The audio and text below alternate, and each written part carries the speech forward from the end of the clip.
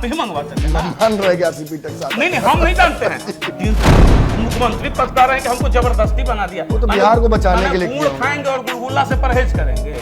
बार बार आरोप यही लग रहा है, भाजपा की भाषा बोल रहे हैं आप लोग। सिंधे तो आप नहीं हो सकते, क्योंकि अगर आप में बेमत होता तो आप अब तक जदयू के विधायक तोड़ चुके होते। क्या बात करते हैं, दिल्ली चले गए? बिहार किसी की जागीर है क्या?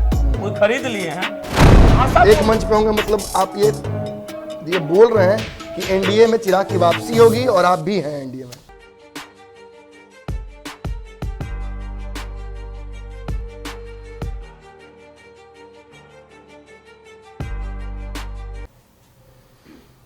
नमस्कार, भारत लाइव देख रहे हैं आप। सीबीआई, ईडी लगातार सुन के थक गए होंगे, पक गए होंगे, लेकिन आदत तो डालनी पड़ेगी। बिहार में जिस तरीके से सत्ता पक्ष के लोगों के ऊपर, खासतौर पे राजद के लोगों के ऊपर एमएलसी, सांसद जिस तरीके से शिकंजा कसा और जो उसका विरोध होना शुरू हो गया। तेजस्वी यादव ने तो पहले कह दिया था कि मुझे पता था कि हमारे पर इसी तरीके से शिकंजा कसने की कोशिश की जाएगी। इस दौरान भाजपा के लोगों पर आरोप लगा।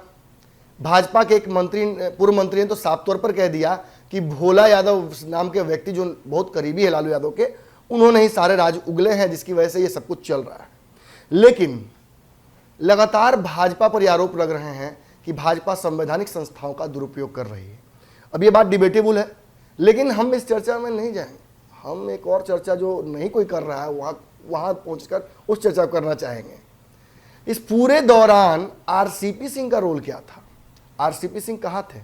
कल हमने आपको इनपुट दिया था कि आरसीपी सिंह दिल्ली पहुंच गए हैं और दिल्ली में बैठ के आखिर क्या कर रहे हैं, क्यों जब वो दिल्ली मौजूद रहते हैं उस दौरान बिहार में फ्लोर टेस्ट से जस्ट थोड़ी देर पहले बिहार में सीबीआई का छापा पड़ने लगता है, कई लोगों को परेशान किया जाता है। उनके हिसाब से हमारे साथ अमित जी हैं, आरसीपी जी के साथ आप लगातार बिहार घूम रहे थे जी। हमने देखा कि बहुत ज़्यादा भीड़ इकट्ठा भी आप लोगों ने की।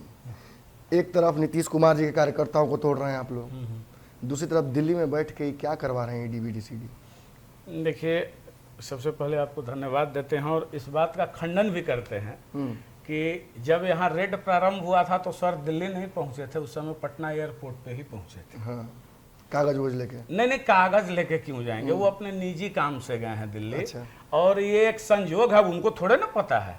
और नमन जी, आप ये जानिए कि कोई भी रेड अचानक से नहीं पड़ता, बिल्कुल, कभी भी। बिल्कुल। इसके लिए पूरा स्क्रिप्ट तैयार किया जाता है, पूरी रेकी की जाती है, पूरा प्लानिंग किया जाता है।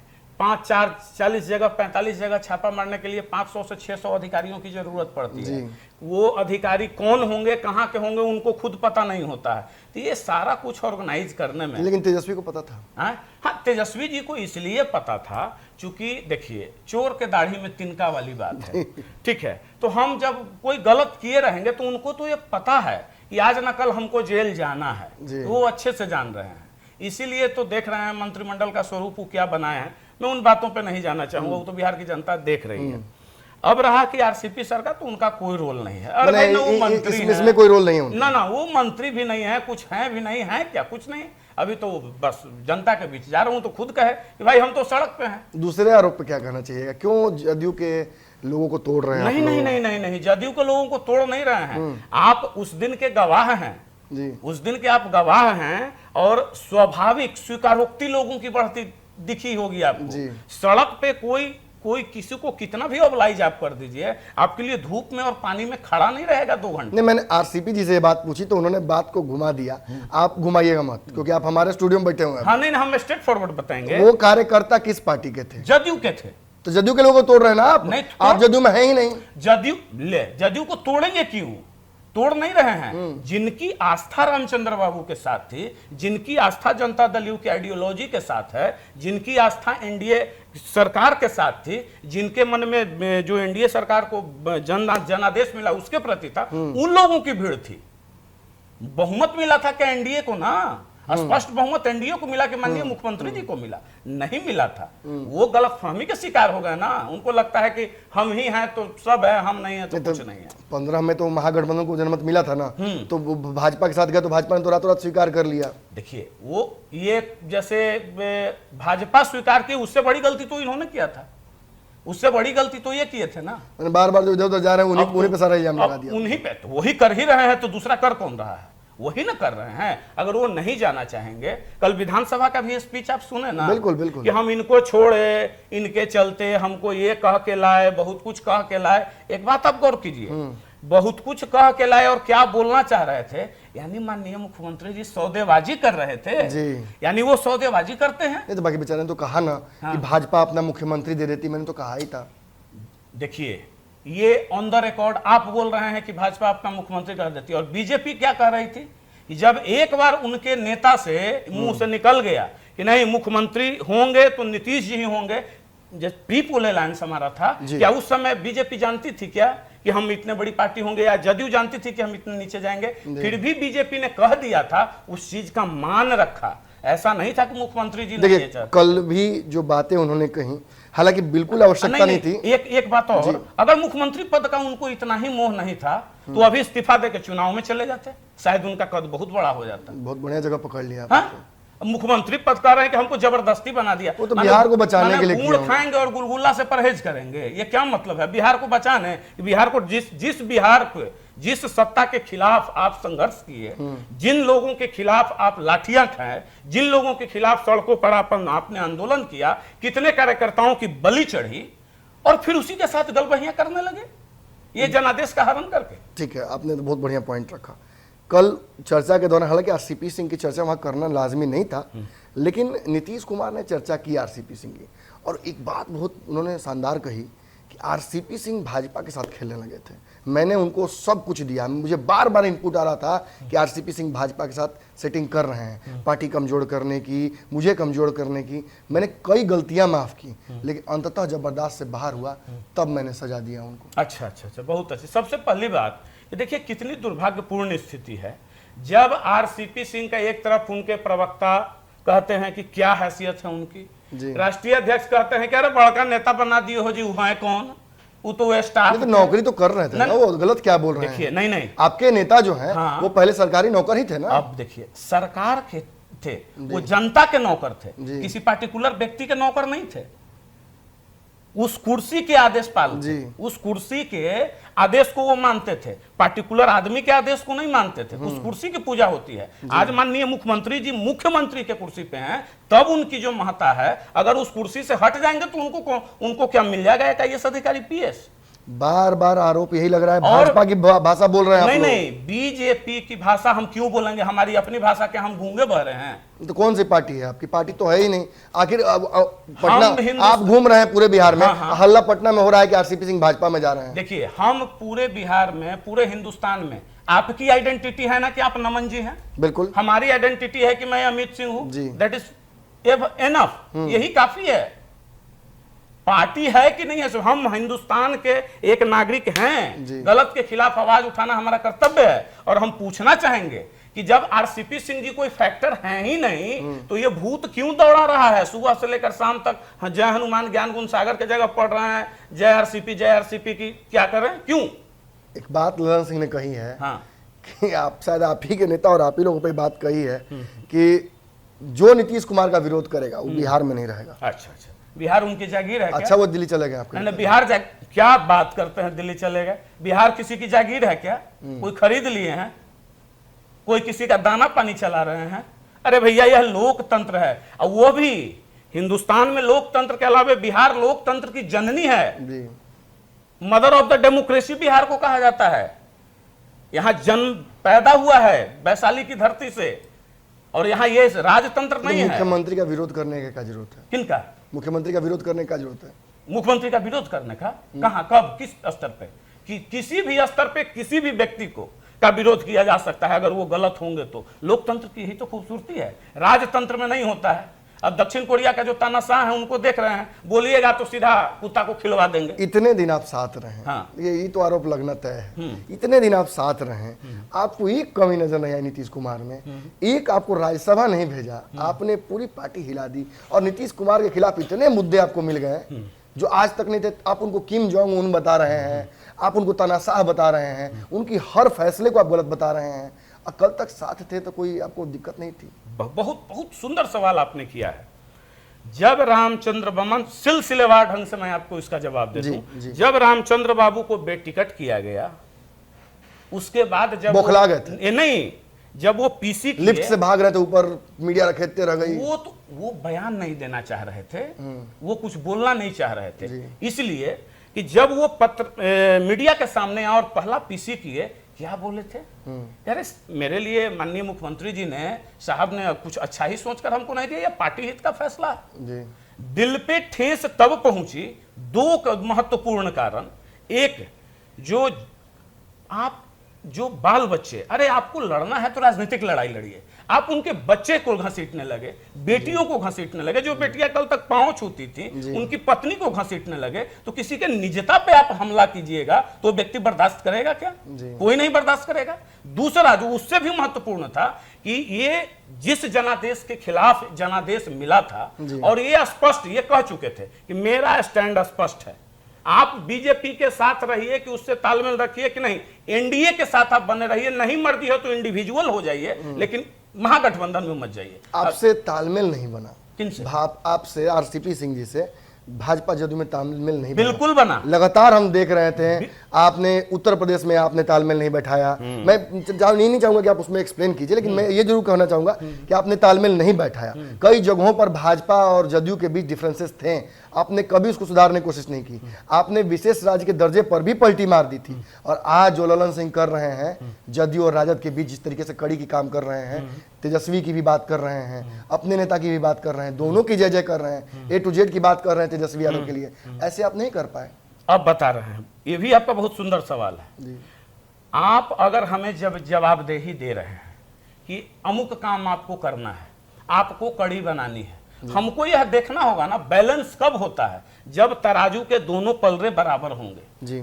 एक पलरा ऐसे झुका हुआ है और एक पलरा ऐसे टंगा हुआ है, इसको कितना बैलेंस किया जा सकता है? इसको और समझाइए खुल के। क्या अब जैसे बीजेपी पूर्ण बहुमत में केंद्र में थी जी, उत्तर प्रदेश में उसकी पूर्ण बहुमत की सरकार थी, वहां आप कह दिए कि हम आप मांगिए 50 से 55 सीट, क्या यह जस्टिफाई था?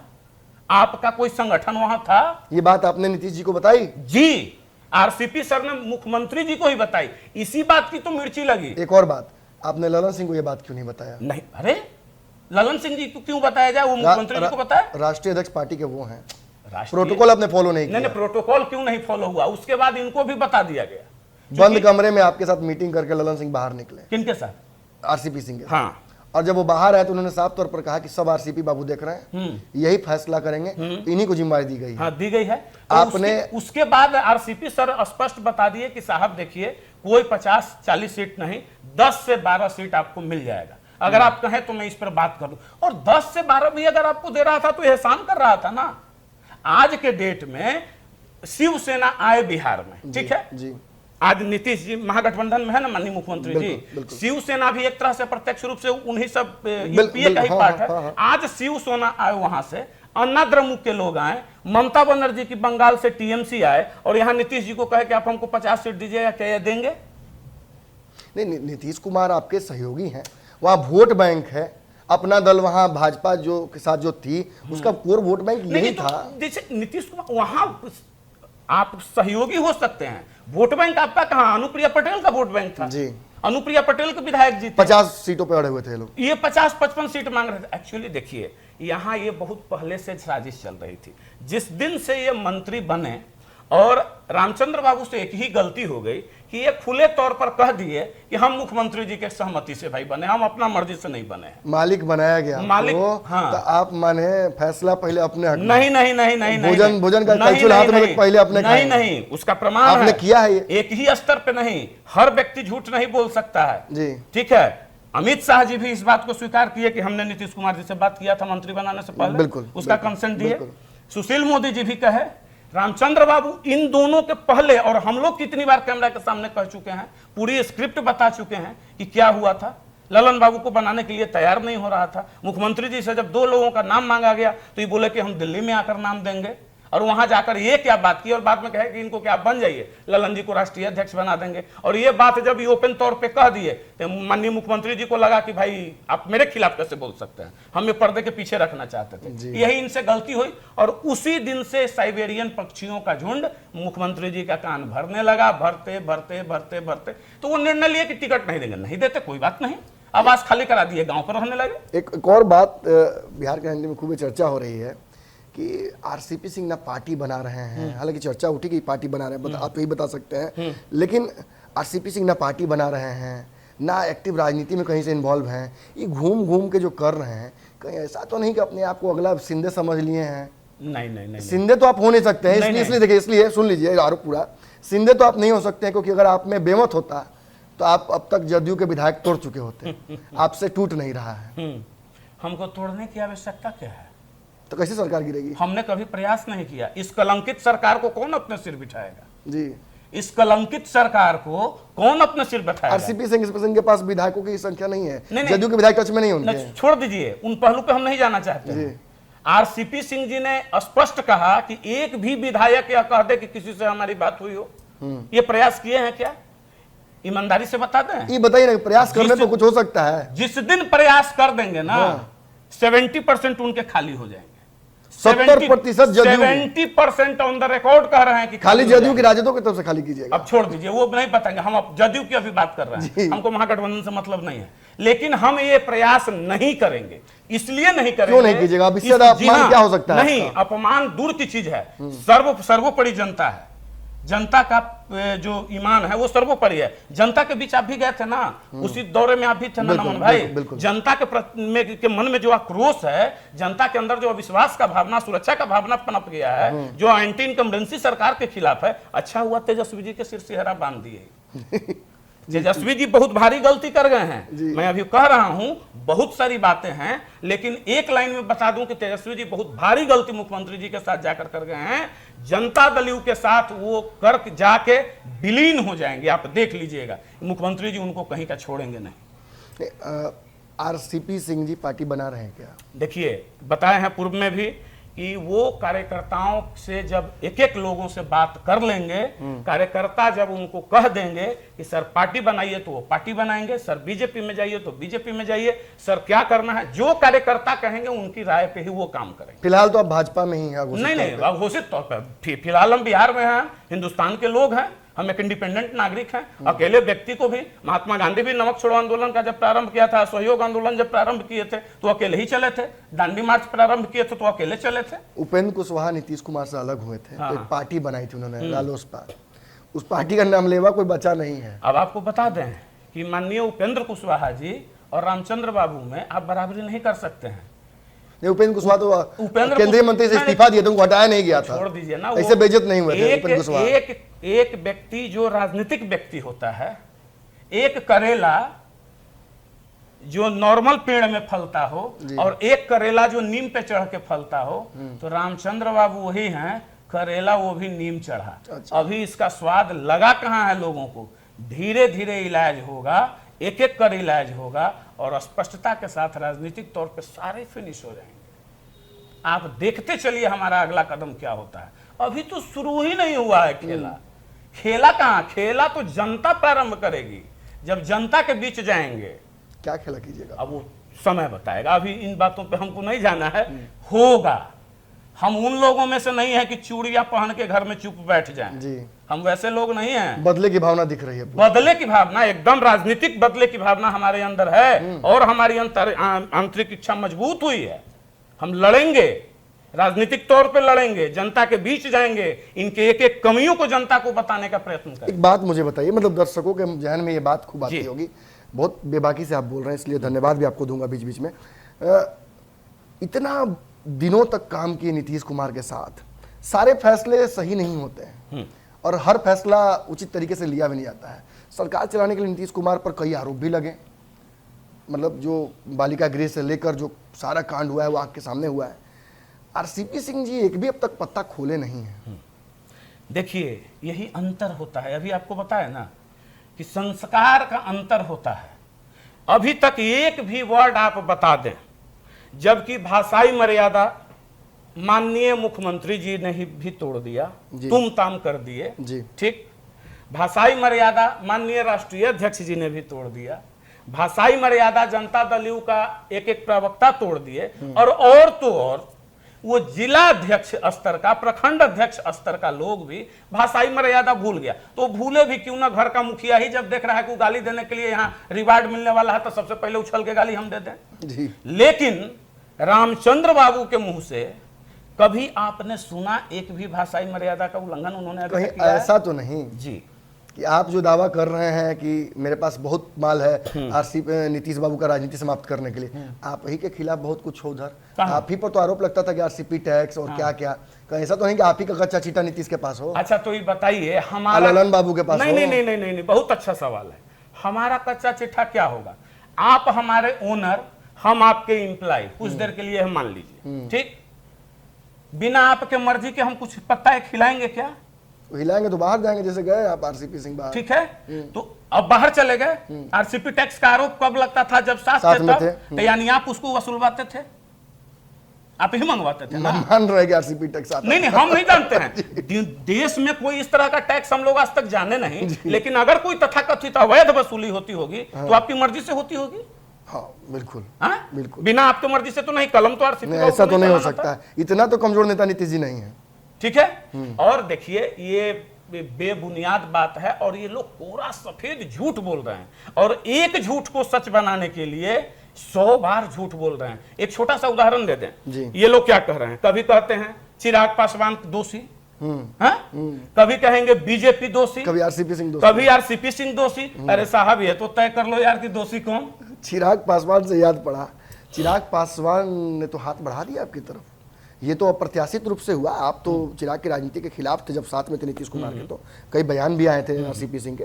चिराग पासवान ने तो आपके पक्ष में बोल दिया, सुपौल वाले घटना को लेकर उन्होंने कहा कि कौन रोक लेगा आरसीपी सिंह को, मैं भी साथ जाऊंगा। बिल्कुल, जो लोकतंत्र के प्रहरी हैं, जो लोग लोकतंत्र की रक्षा चाहते हैं, जो लोग लोकतंत्र को राजतंत्र में बदलने नहीं देना चाहते हैं, वो सारे एक मंच पे होंगे। ये तो भाषा एक मंच पे होंगे मतलब आप ये बोल रहे हैं कि एनडीए में चिराग की वापसी होगी और आप भी हैं एनडीए में। वो एनडीए में वापसी होगी कि नहीं चिराग जी तय करेंगे, और महागठबंधन जब उधर है तो इधर एनडीए ही बचा है ना। बिल्कुल बिल्कुल, ठीक है।